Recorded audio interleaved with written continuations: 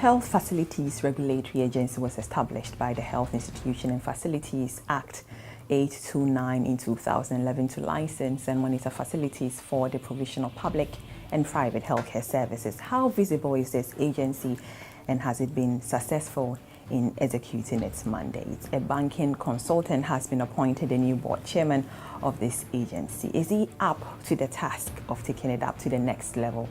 My guest for tonight is Nana Otuo Acheampong, Head and Principal Consultant at the Otuo Second Center for Executive Education and Research, and also the new board chairman of the Health Facilities Regulatory Agency. You are watching The Hard Truth. My name is Nana Akusia Kunedu Asante Samuels. Nana Otuo Acheampong is in the studio. He's the new board chairman of the Health Regulatory Agency. Health Facilities Regulatory Agency. See, we don't even know the name. Welcome to the Hard Truth. Thank you. How are you? Fine, thank board you. Chair, yay. Congratulations. Yes. But I want to find out, you've been sworn in as the board chairman of that, and the agency is fairly young and not many people know about it. I'm even making mistakes with the name. What briefly is the mandate of the agency, and what role should we expect you to play in execution of the mandate? Okay. The agency's main objective is to license and monitor the operations of all health facilities throughout the country. Now, the historical antecedents after independence date back to the first act, which was Private Hospitals and Homes Act 9, which was passed in 1958. Then after that, there was no law for 11 years, and in 1969, under the National Liberation Council, another decree 359 was issued to expand the regulatory regime of that. 42 years later, in 2011, a new act was brought in to look at all health facilities, including both public and private. Before then, the concentration was that the public institutions would be okay, so let's look at the private ones. But this act brought together the regulation of both the private and public institutions which are delivering services to the health sector. And they categorize under 14 sectors. I won't be able to memorize all of them, but at least they look after all dental and medical services, or optician services, or mortuaries. Mortuaries! My goodness, interesting. So both dead and alive. When are you going there? When are you going for inspection? Oh, I have to go for inspection. Oh my goodness, I don't want to be in your shoes. I see, but when you go out there, and especially before this interview, we actually had to talk to some health facilities, and we spoke to some pharmacists. They don't know you. Why is that? Well, I don't blame them, because the law was passed in 2011. 6 years. Now, that's right. And they were supposed to have started work in 2012. Then I believe they had some challenges. And then in 2016, the board chairman at the time was Dr. Phyllis Enya, the owner of Trinity Hospital and the Sugakope. Right. He issued a statement, I think, February 2016, dissolving the board for the challenges that they were facing. So in fact, from then up to now, there hasn't been any board in place. So there's quite a lot to do. And you are right, the publicity has been nil rather than low. It's completely nil. So now we're going to start to let people know. But the role that the body agency is playing is very critical to the health of the nation, because it means that to open any health outfit, be it for the living or the dead, there has to be some rules and standards that you have to meet. Now, when it comes to the pharmacy, they appear to be a different ball game in the sense that they have been well regulated by the council itself. So they thought that they were not going to come under this act, but somehow before the act passed, they were slipped in to say that all health, because you cannot separate the pharmacy from other health services, they are all the same. So, but what we're doing is we are regulating the facilities, but not the professions. In the sense that if a pharmacist is, for instance, they have to get a practicing certificate from the council, but if they open a pharmacy, then the outfit has to get a certificate. So is it just in Accra? Do we have centers across Ghana? Well, presently, no. Again, that is the uphill task we have. We are now going to have to open centers throughout the country, wherever there's a health outfit. And we have intensified that by recruiting almost 100 national service personnel. The aim was to get 10 for each of the 10 regions of Ghana. We didn't get that number, but the CEO informs us that they've got about 80%, and some of them have already started work. Part of it is to bring public awareness of the existence of the agency and the need for outfits to get registration. And I'm looking at your background as a banking consultant and now taking the leadership as the board chairman of the agency. One is forced to wonder as to whether you are really the right person for the job. How do you really find yourself in this position? Can we all believe that you can carry out your duties? The analogy is to ask who has the Ministry of Finance, Ministry of Health, which is a bigger body than this agency, and he's an accountant. Who has the Ministry of Education, and he's a medical doctor. I'm asking, so you know what I mean. Now, the main, I fit in very well because it involves financial management. And if you listen to some of the speeches that the president have been making, look at what happened in the ambulance purchase case. There's quite a number of them. And you see that it's all lack of prudent financial management. So my role is to try and project the vision that the government has alongside getting prudent financial management for an agency as important as that, with over 30,000, each of which is paying a fee. In fact, and how to last manage night that. I'm like, did Nana lobby for the position? Nana, did you lobby? Let me just No, ask. I didn't. No, not at all. Not at all. I see. But the former board chairman, Dr. Felix Anya, you just mentioned him. He's an accomplished medical practitioner. He's done so well in his field. And he's chalked several awards, in his lifetime. Now, looking at that, again, you are stepping into his shoes. Do you feel pressure to justify your appointment? Oh, I feel that it's a challenge, and the challenge is once you're a professional in any field, you should be able to fit in. Now, when it comes to the technical side, about 90% of the board members are in the medical profession, either in doctor side, some nurses, and so on. So we all blend, and then we also have a team of advisors, because we have zonal committees, and they are the professionals who will be taking the first hit on when it comes to licensing outfits. So they will do the inspection and so on and so forth. And then we will be giving strategic direction as to the way that we want the agency to go. And at the core of this direction will be the financial management. And so it is important that you get somebody with finance background to be able to assist.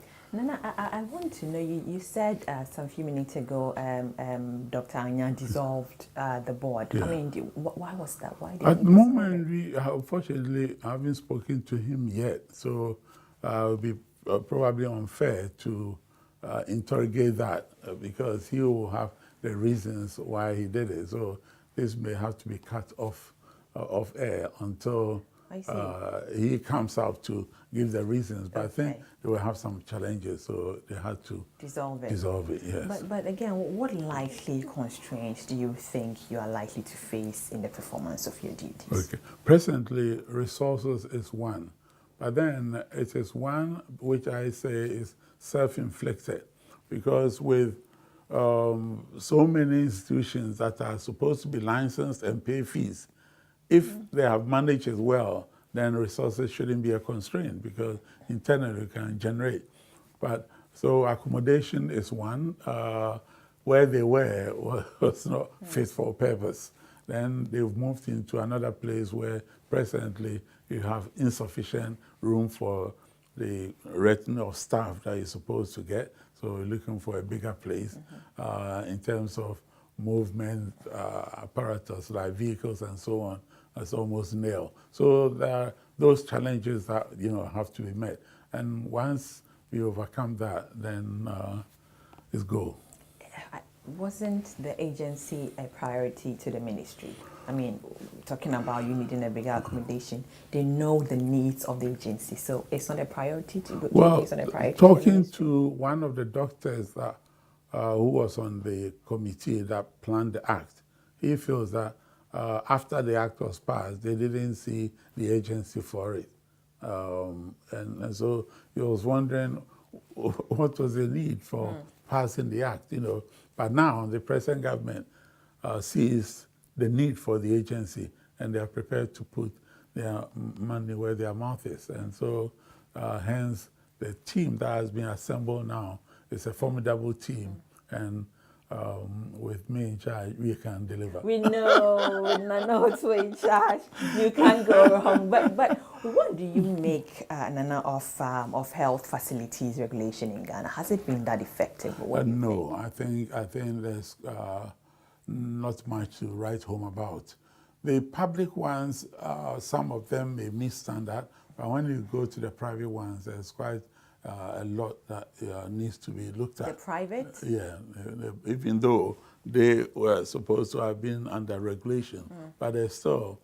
Then you got the semi-private in the sense that if you go to the villages, they will set up a one room and call it a clinic, even a hospital, some will call it. But then there must be some minimum standard for an outfit to be called a hospital, a clinic, and so on. So we have started preparing schedules as to the minimum that each outfit should have. And once you don't have that outfit, then, temporarily, you may have to stop until you upgrade before you can even call yourself a clinic or a hospital. I see, but what again are the key priority areas that you expect to focus on to position the regulatory agency to regulate the facilities in Ghana? Well, first we need to come up with a comprehensive database to identify all the health outfits that are in the country, because such database is not readily available. So what we have is insufficient, and so we need to update that. And once we update and get the full retinue of facilities around, then we'll be able to. But I don't know. The Ministry of Health doesn't have that data. I mean, they don't have that yet in place. They have some. They have some. I would say, yeah. So you are going to it's do part the rest. of the process. I see. I don't know. I'm quite interested in this because, as you said, we have a lot springing up in these other areas. That's and, right. They have to be regulated. Yes. Again, as a regulatory agency, and engagement with the public is very vital because of, some of them will give you information whether people are doing things properly. However, not many Ghanaians know about your facility again. So how do you, again, plan with you in charge and being the board chair? How do you plan to make your agency visible to the Ghanaian public with engagement, with the sort of engagement we should expect? With the help of people like you, because at the end of the day, the issue is publicity, and the publicity means letting people know that we exist. And part of it is what we have already started by engaging these national service personnel to go around and let people become aware of the existence of the agency. Because if you go to the hinterland, somebody may put up a chemical shop or... hold on. Yes. How many national service personnel have we deployed? So far, I think about 80. 80. Well, the target was... regions. The target was 100. That's 10 for each region. Yes. So the recruitment is still going on. So ultimately, we will have the 100 to start with. But even then, I reckon having 10 for each region is not sufficient. If you take... No, but these are just personnel. So who is going to be in charge for them to work, under there are something coordinators who are coordinating them for each of the... They divided the country into sectors, and so there are coordinators who are coordinating them to assist them in identifying the institutions and bringing them to bringing it to their attention that they need to have this regulation or licensing before they operate. Right. More with Nana Otuo Acheampong after the break. We'll be right back.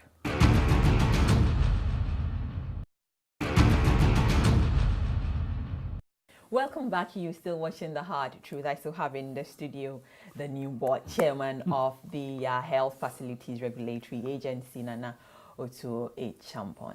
Now, Nana, many hospitals, we said that earlier, in the rural areas are poorly equipped.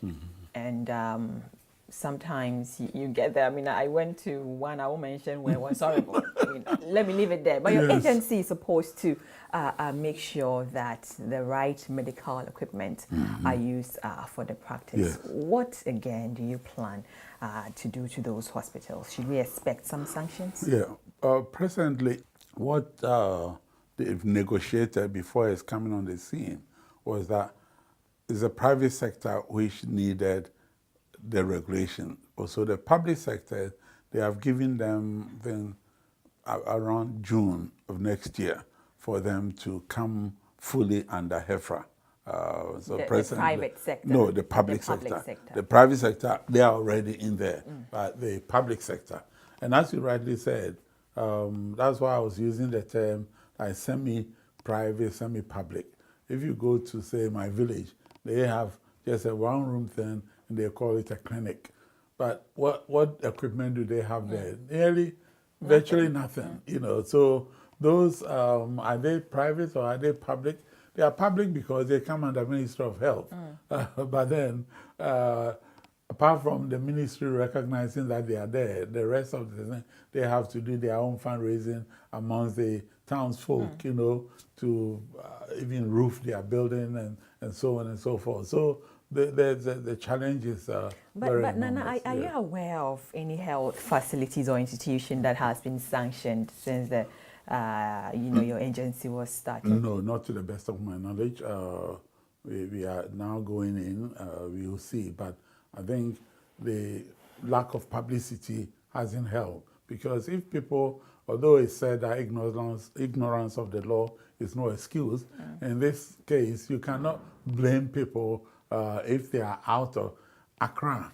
I mean, the agency, doing their as own you said, thing. Exactly, it's only in Accra. So somebody in Bokatanga or Zabzugu, may not even have heard of this thing. Because even in Accra, how much of the population know about it, let alone somebody who is, 400 or 500 miles Are from we looking Accra. at shutting down completely if they are not meeting the No, I think you won't shut down. You won't shut down completely. Really? Because if you do that, But you're also putting... What sanctions are we talking about then? Oh, we have a scheme of penalties that the CEO has proposed, but in fact, we are even yet to have our first board meeting. Because, we only sworn in this morning. Yeah. So when we have our board meeting, we'll look at all these. But there are areas that we feel that they need some urgent attention, and we will give that priority to ensure that the health of the people are not put at risk. Yeah. As you look at recent stories and articles in the media review, several reports of poor quality care provided to patients, as well as some unprofessional attitude to some nurses in the line of their duty. I think in Section 4 E of I of the Act, you know, says that your agency, in collaboration with any persons or authorities, to maintain professionalism and standards in all practice. Again, what role do you expect to play in addressing the unprofessional conduct of some nurses in your healthcare facilities? Yeah, I'm glad you've brought that up. Now, if I go back to the pharmacy case, we said if a pharmacist has to have 2 registrations. In that, first, you have to register as a professional pharmacist to be licensed to operate as a pharmacist. Now, if you are working in a government institution, the outfit standards are not your responsibility. But if you, as a professional pharmacist, you set up your own pharmacy shop, then we are regulating the outfit. Now, the instance that you gave about the hospital, if something like that happens, then first the professional body in charge of that staff is the one who takes the primary responsibility. Then the secondary, if it was to do with the equipment, the operations of the outfit, then it becomes our responsibility. So I think working in collaboration with the professionals, we will achieve the same aim. What of the issues of the nurses? Some are so unprofessional. They are also part of the Nurses and Midwifery Council, which is another professional body, and they are also so you'll be a stakeholder. So as a stakeholder, what would you do? Oh, the pressure will be on the professional body itself to ensure that their members toe the line.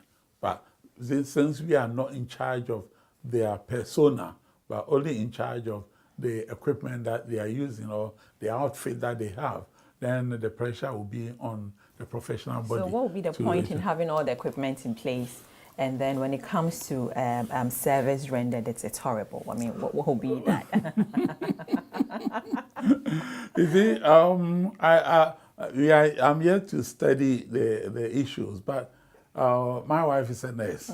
She's been a nurse for years, and I know that in the UK, you have to upgrade at periodic intervals. If you don't, you will not be allowed to practice. So the same way, I presume that here too, the nurses... I doubt. Well, I don't know, but I'll be surprised. I'll be surprised. So if they are not doing that, then since we are in charge of ensuring that they get licensed and they get monitored for the operations, then it may be something that our technical team will look at. You know, our customer service is what you are talking about, and you find that in nursing. You even find that in banking, don't you? You know that some. That's a banker thing, but again, what are your thoughts on the current, acting registrar, Matthew Chairman? Do you think he's doing well in managing the day-to-day activities of the agency? Oh, I think very well. The unfortunate situation he finds himself in is not taking over from anybody, because the place was virtually abandoned, and so when he went, there was nobody to, more or less take over from, and that poses a challenge when the outfit was new, and then so he's really doing the best he can. He has also been obstacled by the absence of a board, which is supposed to give him the strategic vision. So now that we are in place, he's in safe hands. And he's currently acting. So do you see him, being confirmed anytime soon? Oh no, it's a board who has to confirm. So once we are in place and we review the performance, then we will confirm. Yeah. Nana, at the beginning of the year, the agency gained some bad publicity. It came to light that the internal audit had, found that the then registrar, Dr. Sylvia, are guilty of various acts of financial indiscipline. What do you make of this situation? Well, I don't know if she has had the opportunity to respond, because these were done absent of her. I don't know whether the Public Accounts Committee has gone through that and called her to Parliament to answer. If not yet, if she hasn't done yet, then the chances are Nana, they she will was call her. accused of misappropriating of funds, I think to the tune of 23,650 Ghana cedis, which was revenues collected and used without first, deposited into the agency's account. The report says the failure to retrieve the money from the registrar could lead to loss of revenue, to you. And she was also asked to, I think, refund 16,059 Ghana cedis, which the auditor says was taken out of the agency's account. Should we expect you being the board chair to lead a fight in retrieving these monies? I'm glad that you are justifying my appointment as the board chair, because all these issues you are referring to are financial issues, aren't they? So whilst you may be the best doctor, orthopedic or gynecologist doctor in the whole world, do you have time to be looking after the pounds and the pennies and pounds? Maybe not. So without prejudging the situation, I haven't spoken to her yet as to what happened, but this may be some oversights and things like that. So let her give her the opportunity to face it. I don't get that, because the auditors in some instances recommended the police and BNI intervention to save the organization, even though Dr. Adi has been sacked. Would you still recommend that she faces criminal investigations? No, not until I get to know the facts of the case. Okay. It's up to those who did the investigation, their recommendation, they've sent it. If the BNI Yoko, as they suggested, should come in, we are asking why haven't they come in up to now? So I think we have to give her the benefit of the doubt until it's in the Constitution. You are innocent until proven guilty. So we cannot even conclude that that's it's true. A criminal thing. But Nana, going forward, what measures must we all put in place to prevent reoccurrence of a situation like this? Exactly. That's where the head as a finance person comes to the fore, because I'm sure if she had had the right structures in place, these things wouldn't have happened. I doubt that these monies went into her pocket. Probably, she was doing things without authorization. And as I said, when you're coming from the private sector into the public sector, have a different mindset. The bureaucracies are so difficult to navigate that if you are not careful, you might think that something that could pass in the private sector should also pass. And they'll tell you even one city, is such that probably you have to write about 10 letters to get authorization before you spend it, because it's the people's money. So I think for her, we have to put a brake on it until she herself has the opportunity to answer. Yeah. I see, but back in 2015, the then Health Minister, Alex Segofia, was inaugurating the health facility just as was done today to the council. He indicated that he had no doubt that the agency has the potential to financially self-sustain, under the proactive and innovative leadership. What strategies, Nana, do you intend to pursue to do this direction? Well, first, I agree with him 100% that if you look at the almost 30,000 institutions and the fees that they have to pay, then there shouldn't be any application to government for money at all. It should be self-sufficient. So one thing that we are going to put in place, as I've already said, to repeat, is first, you have to identify the existence of all these institutions. What happens? So you get them, and then are they to pay something? They have to pay. Pay what? Oh, we have a fee structure.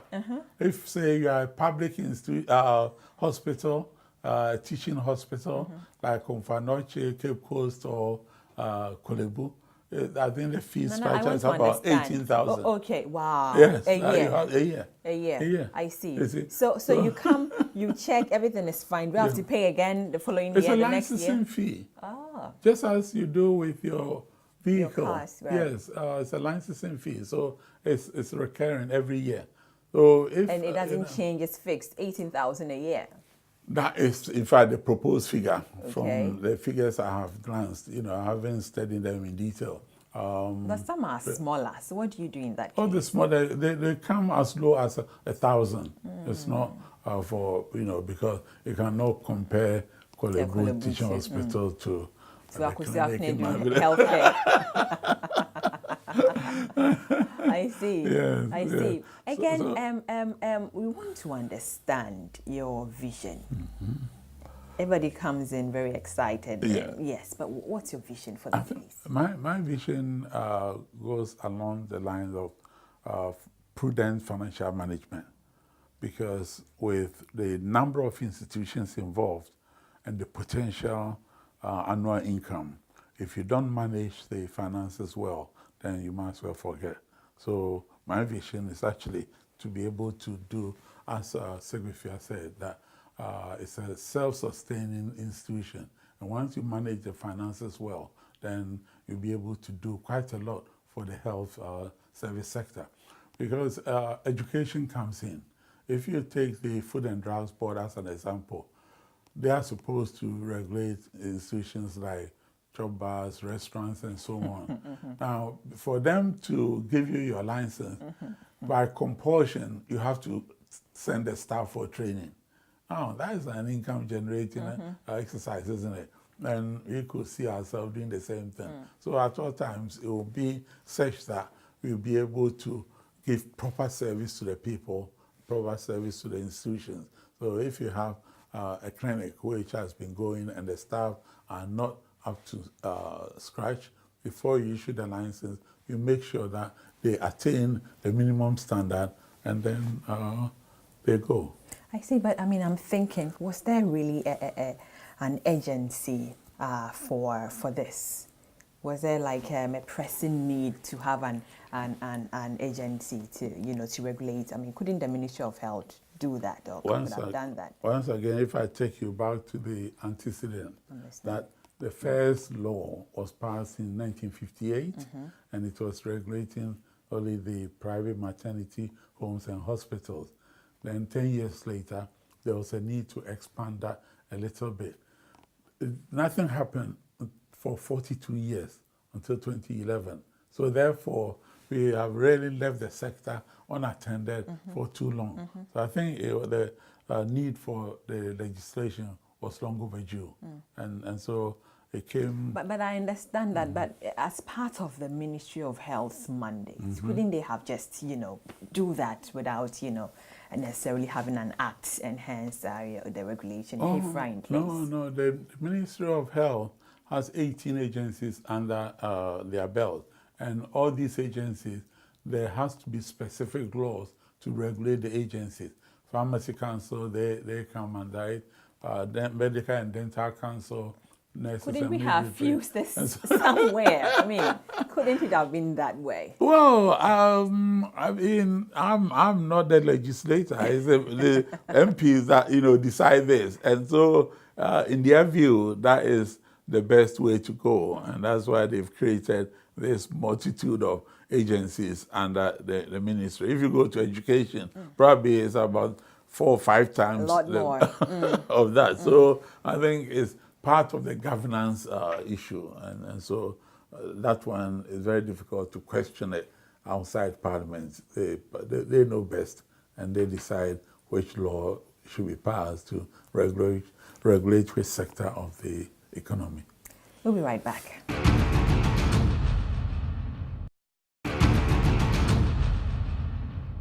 Welcome back. You are still watching The Hard Truth, and we have the board chair himself of HEFRA, Nana Otuo Acheampong, is still in our studio. Nana, before I let you go, let's take a brief look at development in the banking sector.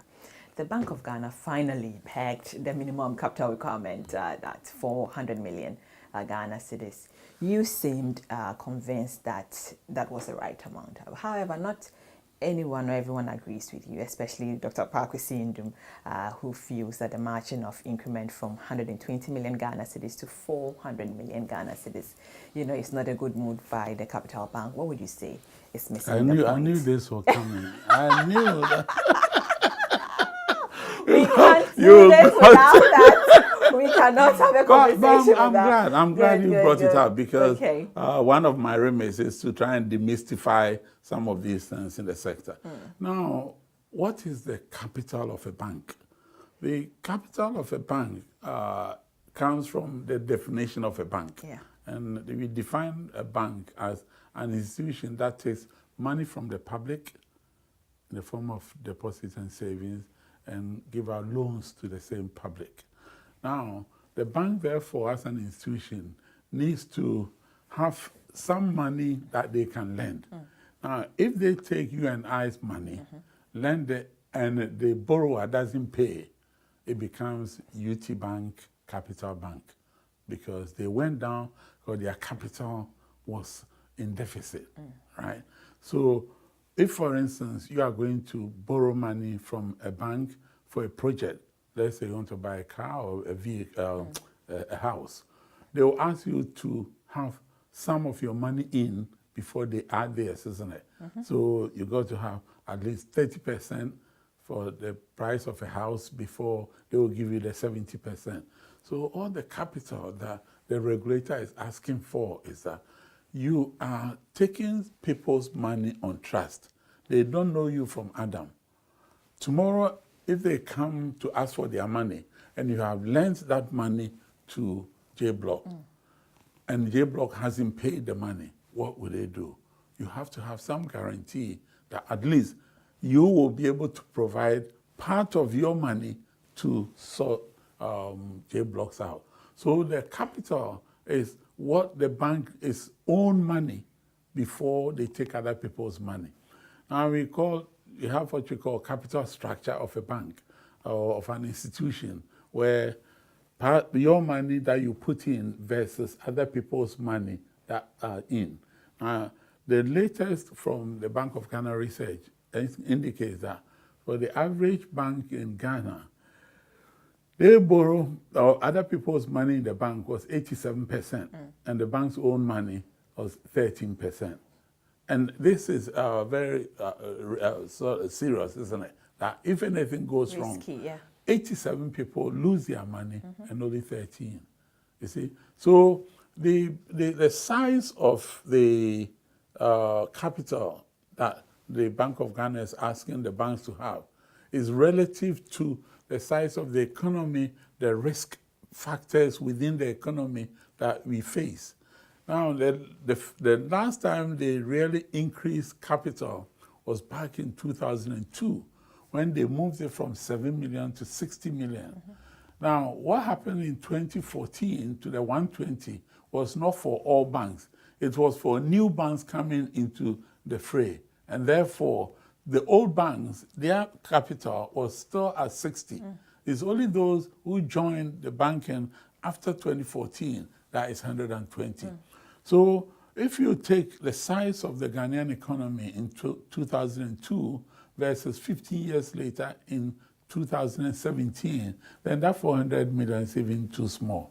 Well, yes, I mean, you would say it's too small, but people are saying, why not 200 million? Why not 250 million, 400 million? Because the Bank of Ghana is the body that has access to the records of the banks.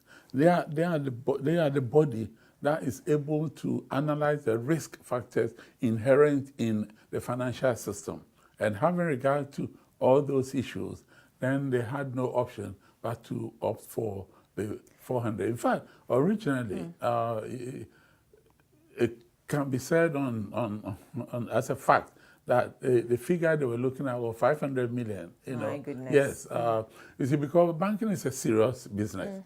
And previously, we go into SNL, savings and loans, and then within a year they say, oh, we are becoming a universal bank.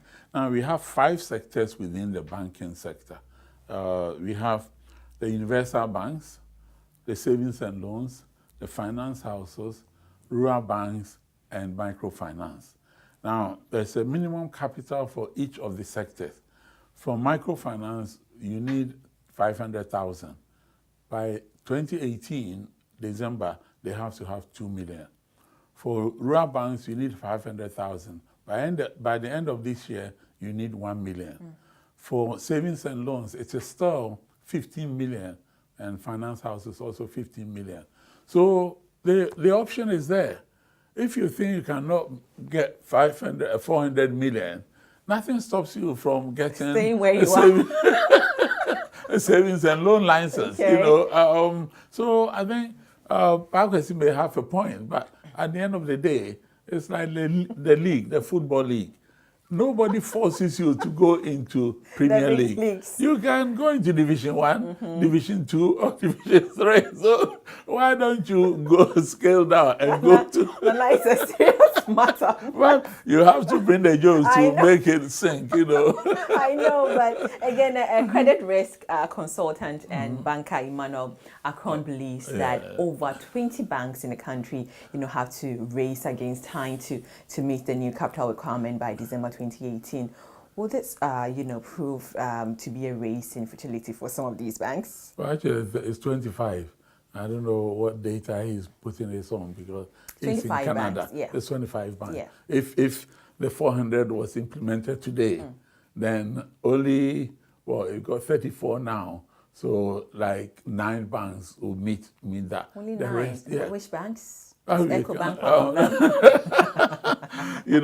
So the thing is, yes, it is race against time. But then what I always say that if history is a good teacher, then when we moved the minimum capital from 7 million to 60 million, eventually they all got it somehow. So moving it from 60 to 400, I'm sure they will get it, Yeah. Because I mean, I've had a couple of MDs call me and say, hey, how are you going to get the money? I said, go overseas. Because overseas, there's a lot of money that they are looking for homes for. And you'll get it. And I know a couple of banks that have done that, and they are there. So nothing stops you from doing that. The only thing they face is the currency risk, that if they bring and then the currency depreciates, they'll be in trouble. Exactly. But again, some financial analysts and a section of the Ghanaian public are worried about the fate of local banks, and they feel some, considerations must be given to them. However, the economist and executive director of economic policy analysis, Sipa Yankee, Dr. Joe Abi believes that we cannot, have a financial sector which is very unsafe and use, nationalistic reasons. Exactly. Would you say, or would you share, similar views? I share the views, and as I said, for me, there are 5 sectors, and nothing forces you into going into any of those sectors. So if you feel, because in fact, this has done a magic wand in the sense that if it hadn't come, almost all the 37 savings and loans companies would have jumped the bandwagon and said, you want to be universal bank. But then when you take a savings and loan versus a universal bank, it's only one thing that they are not able to do. What? That is, 2. One is they cannot allow to do Forex, because Forex calls for a lot of capital because of the risk involved, right? So they don't allow non-universal banks to do Forex trading. Secondly, they are not allowed to go into clearing, which means they cannot issue their own check.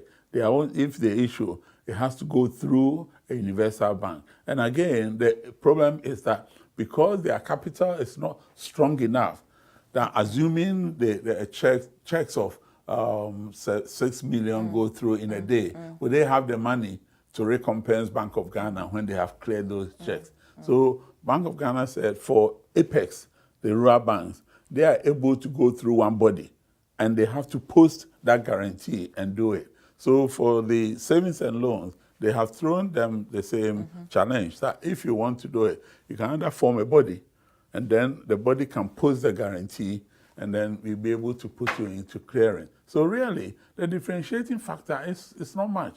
But the savings and loans are saying, when we nurture clients or customers and they want to go to China to, get this thing, then they have to go to a universal bank because we are not allowed to deal in Forex. So that was one of the main reasons why they were jumping from savings and loan to universal bank. So now 400 million, if you can have it, fine. Then, join the Premier League. The Championship League.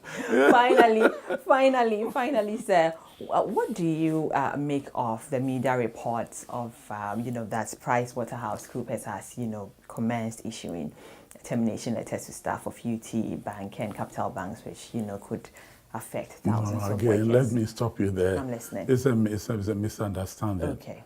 Now, the Bank of Ghana invoked Section 123 of the Banks and Specialized Deposit-Taking Institutions Act of 2016, Act 930. And what it said was that before that, until the act came into effect, if a bank was facing problem, Bank of Ghana couldn't liquidate that bank. All they had to do was to get somebody to petition, like DKM, when it happened. Bank of Ghana, they didn't have the legal powers to liquidate them like they did to UT and Capital. So now with this act in place, if they find that a bank is challenged, as these two were, then they have the power under Section 123 to put them into liquidation. And they do that by first revoking their license. So that is what they did. Once the bank's license is revoked, it means it doesn't exist. That's it. Because the license which gives you power to exist as a bank. So it's taken, it doesn't exist so now. once the license is taken, then you don't exist anymore. And if you don't exist, do the staff exist? But what of human face? What of emotional intelligence? These were workers of UT and Capital Bank. So what are you talking about? Well, HR specialists have to answer that. But seriously, assuming Bank of Ghana didn't step in, and it was like DKM, what happened to the staff of DKM? Ask yourself that question. Did they have any claim against DKM? Because the institution was not trading any longer. Why then would the managing director of Ghana Commercial Bank, Iris, Soa, in earlier interview with City Business News said that, his outfit would absorb some of the staff? Yeah, that is still on the card. That I was explaining, but normally I built to the case that once the license is revoked, then automatically the staff do not have employment. So GCB Bank, which then took over what they call purchase and assumption, took over the staff. And right from day one, they issued them letters that they are now staff of GCB Bank. What happened with PwC is that they were late.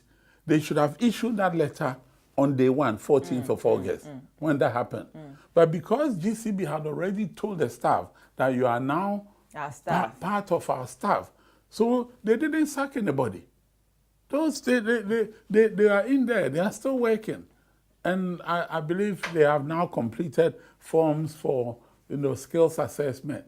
Now, if GCB had retained all the branches, then probably there wouldn't be any staff losses other than the duplications in head office. Because, for instance, if you've got a treasurer for a bank, you cannot have 3 treasurers as we have 3 banks coming together. If you've got 3 MDs, you cannot have 3 MDs of one bank. True. Exactly. So apart from that, the other staff, if all the branches were retained, then they would have had security of employment. Some of the branches will have to be closed because of proximity, where they are less than, say, 120 yards apart. You got GCB here, GCB here, where do people go? So those ones, once they close, then there will be some staff losses. So I don't know why, because I also got that information when that letter came out. And I said, with the greatest of respect, are people being fake? Because they had already been given email messages that they are now staff of GCB. So when you get a letter from the liquidator saying your employment of Capital Bank, then why should you think that, you were sacked on the 14th, but fortunately you were re-engaged on the same day. Nana, thank you so much for talking to the harsh truth. Nana Otuo Acheampong is the new board chairman of HEFRA. What's HEFRA? HEFRA. HEFRA. Yeah. So it's Health Facilities Regulatory Authority. Agency, sorry. Agency, been watching The Hard Truth. And I want us to have this conversation. One, do you think that, you know, the minimum capital requirement should go up or down? 400 million people are complaining, 250, is that fair? Let's have this conversation on all our social media platforms. And what do you make of HEFRA and their mandates? And you can also send your views and comments to the same handles on your screen. You have been watching The Hard Truth. Catch a repeat of the program tomorrow morning. It's at 9 a.m. to 10 a.m. on the same channel. My name is Nana Akosia Kunida Santi Samuel. Have a good night. Bye.